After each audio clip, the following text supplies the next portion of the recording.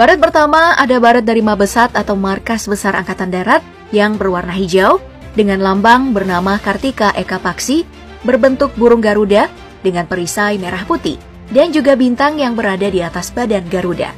Lambang ini memiliki arti prajurit tiada tanding seperti sebagaimana harapan seluruh rakyat Indonesia pada Satuan Angkatan Darat. Nah, dari Mabesat ini pembahasan akan dibagi atas satuan TNI AD, yaitu Satpur atau Satuan Tempur, Satbanpur atau Satuan Bantuan Tempur, dan Satbanmin atau Satuan Bantuan Administrasi. Dalam Satuan Tempur ada Korps Infanteri dengan baret berwarna hijau yang merupakan pasukan terbesar dan menjadi kekuatan tempur utama Angkatan Darat. Di baret pasukan ini terdapat lambang senapan dan juga sangkur yang saling menyilang dengan nama Yuda Wastu Pramuka yang memiliki arti pasukan utama atau pasukan terdepan. Lalu ada baret hijau Kostrat atau Komando Cadangan Strategis Angkatan Darat yang menjadi salah satu pasukan tempur paling depan Angkatan Darat dengan jumlah dan spesifikasi yang dirahasiakan. Dalam baret pasukan ini terdapat lambang Cakra Sapta Agni yang memiliki bentuk senjata cakram dengan 7 api yang berada pada tiap ujung lingkaran senjata. Dalam dunia pewayangan, senjata ini merupakan salah satu senjata yang diyakini bisa mengalahkan semua musuh yang berada di depan senjata tersebut. Selanjutnya, dalam jajaran pasukan tempur Angkatan Darat ada pasukan Rider yang memiliki baret berwarna hijau lumut dengan lambang perisai merah putih beserta petir dan juga sebuah sangkur. Secara kekuatan, pasukan Rider ini dianggap 3 kali lebih kuat daripada prajurit biasa.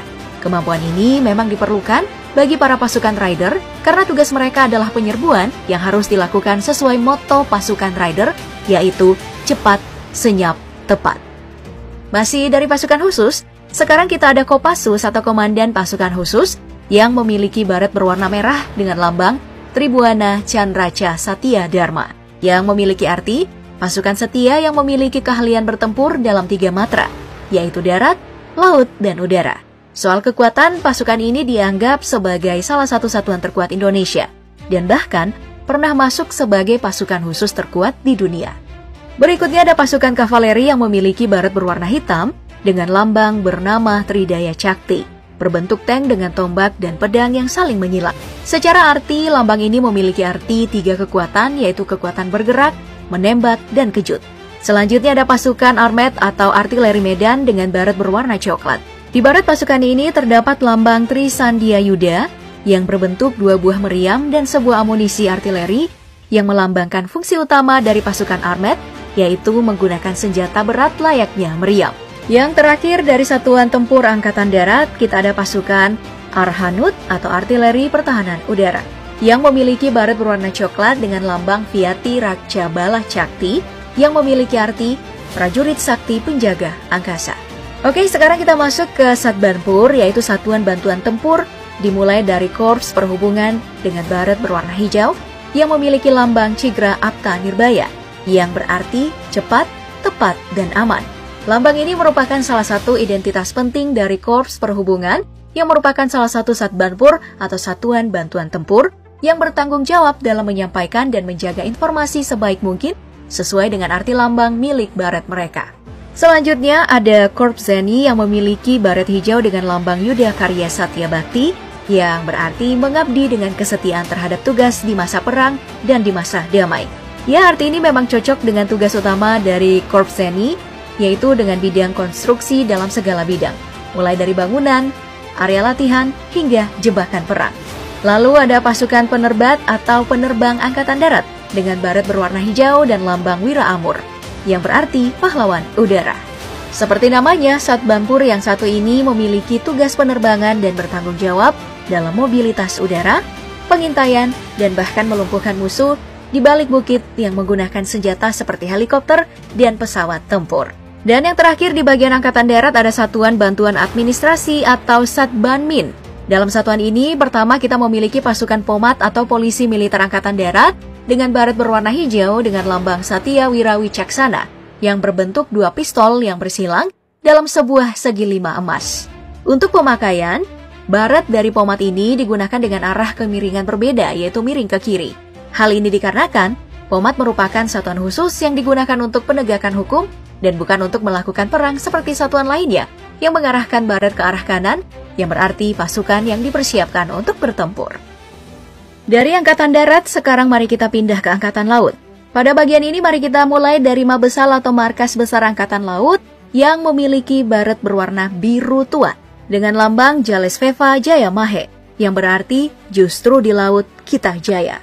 Lambang dengan bentuk jangkar yang berada di tengah padi dan kapas ini memiliki sebuah sejarah unik karena dianggap sudah ada sejak zaman Majapahit, di mana Jalesveva Jaya Mahe merupakan sorakan semangat dari pasukan Majapahit saat berperang di lautan. Selanjutnya ada pasukan marinir Angkatan Laut dengan baret berwarna ungu. Di baret ini terdapat lambang Jalesu Bumyamca Jaya Mahe yang memiliki bentuk jangkar raksasa dengan lingkaran yang berisi sebuah keris, ombak, dan juga peta Indonesia. Secara harfiah, Jalesu Bumyamca Jaya Mahe memiliki arti di laut dan di darat kita jaya. Biasanya baret ini digunakan oleh berbagai bagian dari pasukan marinir seperti Denjaka yang merupakan pasukan khusus terbaik Angkatan Laut.